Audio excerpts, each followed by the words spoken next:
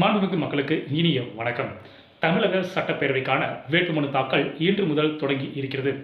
இத்தகைய சூழ்நிலையில் திமுக, அதிமுக, பாஜக மற்றும் மாற்றத்தை கொண்டு வருவேன் என்று சொல்லும் தவேக மற்றும் நாம் தமிழர் கட்சி உள்ளிட்ட அனைத்து கட்சிகளிலும் வேட்பாளர்கள் அறிவிக்கப்பட்டுள்ளனர். இப்படி இருக்கும் சூழ்நிலையில் ஒரு மாற்றுத்திறனாளி வேட்பாளர்களின் பெயர்கள் கூட இதில் இடம்பெறவில்லை என்பது வருத்தப்படக்கூடியது. ஏனெனில் சக மனிதர்களை காட்டிலும் மாற்றுத்திறனாளி மனிதர்கள் பலம் வாய்ந்தவர்கள் மற்றும் மாற்றத்துக்கான தகுந்த மாற்றங்களை கொண்டு வரக்கூடிய எண்ணங்களை உடையவர்கள்.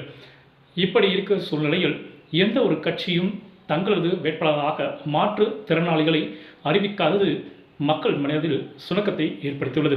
மேலும் மாற்றுத்திறனாளிக்கான அணுகுதல் தன்மை என்பது இந்தியா முழுவதும் சற்று வருத்தப்பட வைக்கிறது. மாற்றுத்திறனாளிகள் சாதாரண மனிதர்களைப் போல சென்று வரக்கூடிய சூழ்நிலை இன்று வரை இந்தியாவிலும் தமிழகத்திலும் இல்லை என்பது வருந்தத்தக்க ஒன்று. இப்படி இருக்கும் சூழ்நிலையில் தமிழகத்தில் மாற்றத்தை கட்டாயமாக கொண்டு வருவோம் என்று சொல்லும் சீமானின் நாம் தமிழர் கட்சியும் சரி, தவேக தலைவர் விஜய் கட்சியிலும் சரி, மாற்றுத்திறனாளிகளின் பெயர்கள் வேட்பாளராக இல்லை என்பது வருந்தத்தக்கதாக உள்ளது. மாற்றுத்திறனாளிகளின் திறமை இவர்களுக்கு தெரியாதா அல்லது மாற்றுத்திறனாளிகள் குறித்து இவர்கள் சிந்திக்கவில்லையா என்பது கேள்வி எழுந்துள்ளது. சமூகத்தில் பல்வேறு துறைகளில் சாதனை புரிந்து வரும் மாற்றுத்திறனாளிகள் அரசியலிலும் சாதனை புரிவார்கள் என்பது நிதர்சனமான உண்மை.